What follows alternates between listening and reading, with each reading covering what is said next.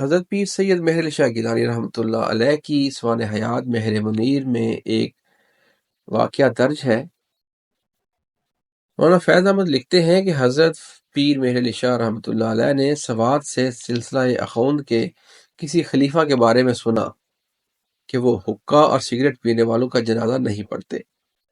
آپ نے فرمایا یہ تو مسلمانوں پر ظلم ہے، لہذا آپ نے سوات جانے کا فیصلہ کیا اور سوات جا کر خلیفہ صاحب اور مقامی علماء کرام سے بات کی، جس پر انہوں نے اپنا فتویٰ واپس لے لیا۔ پیر مہر علی شاہ گیلانی رحمۃ اللہ علیہ فرماتے ہیں کہ ان خلیفہ صاحب میں خاصیت تھی کہ جس مریض کو ایک بار دیکھ لیتے وہ شفا یاب ہو جاتا۔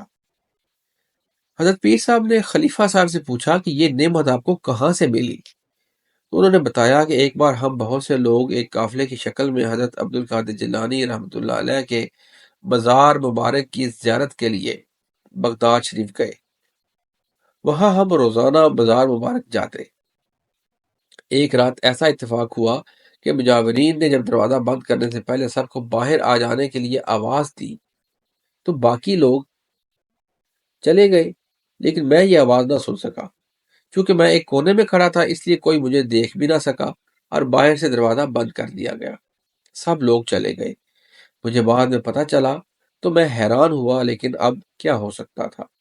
ادب کا تقاضا تھا کہ میں کھڑا رہوں، لیکن تھکاوٹ اس قدر تھی کہ کھڑا رہنا مشکل تھا۔ اس کے باوجود میں ساری رات حضرت غوث اعظم رحمۃ اللہ علیہ کے ادب کی وجہ سے کھڑا رہا۔